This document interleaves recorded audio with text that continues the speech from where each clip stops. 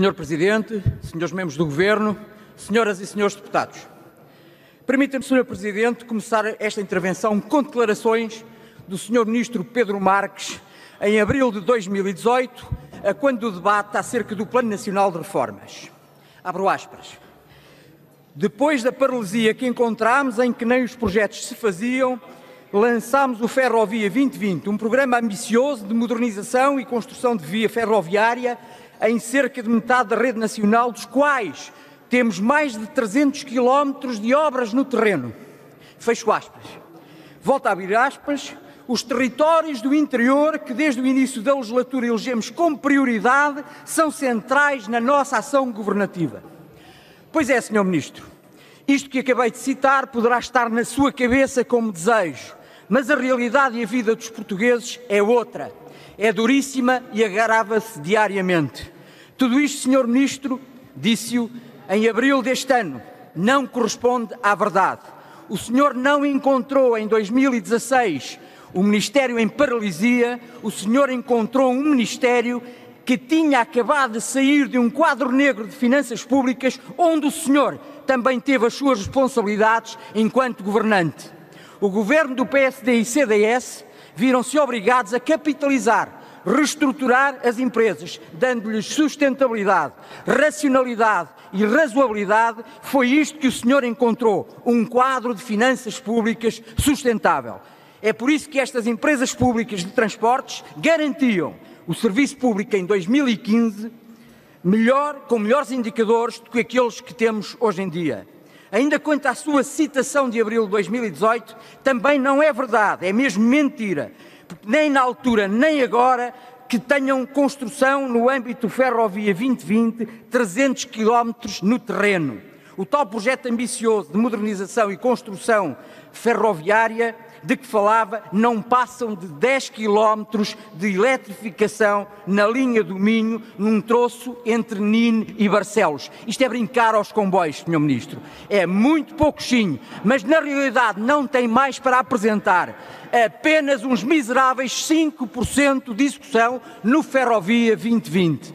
Não tem obra, mas publicidade tem muita. Chega a colocar em fase de obra projetos que nem em estudo ainda se encontram. E quanto aos territórios do interior, também não é verdade que o interior seja central e prioritário na vossa ação governativa. De resto, este governo priva as regiões mais pobres do interior de fundos que lhes estavam direcionados, através do POSEUR, desviando esses fundos para a expansão do metro, que não será mais que um carrossel interfreguesias na cidade de Lisboa, que apenas servirá um conjunto de interesses imobiliários. Em abril de 2018...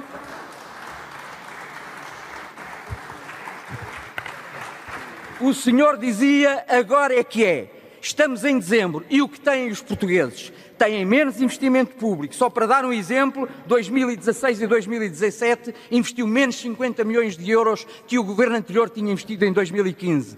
Em 2 anos cortaram, por via das cativações, 1.400 milhões de euros de investimento. E as vossas muletas de coligação quanto a isto, o que dizem? Nada. Gritam nas greves, deixam-se prender, enganam os trabalhadores, enganam os portugueses, mas no Parlamento votam disciplinadamente e calam-se. Esta descapitalização trágica traduz-se neste momento em muito piores serviços de saúde, dificuldades sérias no âmbito da educação e serviços de transporte público como nunca se viu. Praticamente na indigência e com isso a tempestade perfeita nos serviços oferecidos aos utentes. Também na rodovia o governo abandonou os portugueses. Basta sair das autoestradas e entrar nas estradas nacionais para verificar o estado deplorável das vias que agravam a segurança dos cidadãos. Os comboios são suprimidos todos os dias, em regiões que as pessoas não têm transportes alternativos e em que o comboio é só o próximo, imagine-se no dia seguinte. Os barcos pura e simplesmente não existem, como se verificou ontem no Seixal. Promessas não faltam. Promessas de novos barcos desde 2016. Um dia vêm 4, no outro dia vêm 10, mas ainda não descobriram, dizia ontem o Sr. Primeiro-Ministro, um fabricante de barcos compatíveis com a navegabilidade no Tejo. As manutenções, por norma, são efetuadas a retirar peças dos comboios e barcos avariados para os que se encontram ao serviço.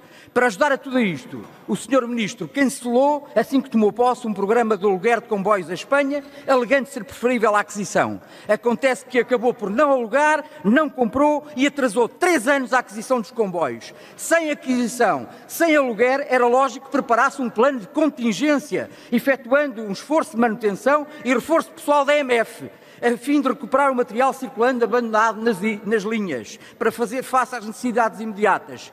Os comboios, entretanto, não chegam, vão chegar, com certeza, na melhor das hipóteses, para 2023, porque o Governo chutou, por opção política, a aquisição dos comboios para futuras legislaturas, neste caso 2023, 2027, sim, por opção política. Mas também em estratégia de futuro o Governo coloca um garrote ao desenvolvimento da economia, quando não toma como estratégia central da sua atuação a integração da nossa rede ferroviária nas redes transeuropeias de transportes. Esta decisão condiciona o futuro dos portugueses por muitos anos, desperdiçando fundos comunitários. A diferença de bitola entre a nossa rede e o resto da Europa não permite o transporte direto de pessoas e bens para os principais destinos europeus, com a agravante de em breve não passarmos das nossas fronteiras, já que a Espanha está a construir a sua rede de bitola europeia. Portugal tornar-se-á uma espécie de ilha ferroviária totalmente isolado do ponto de vista económico, refém dos centros logísticos de Badajoz, Salamanca e Vigo. Sines não vai ficar ligado à Europa, como diz o Sr. Primeiro-Ministro. É mentira, os contentores terão que fazer transbordo de comboios e, por isso, Sines perderá a competitividade face a outros portos. O Governo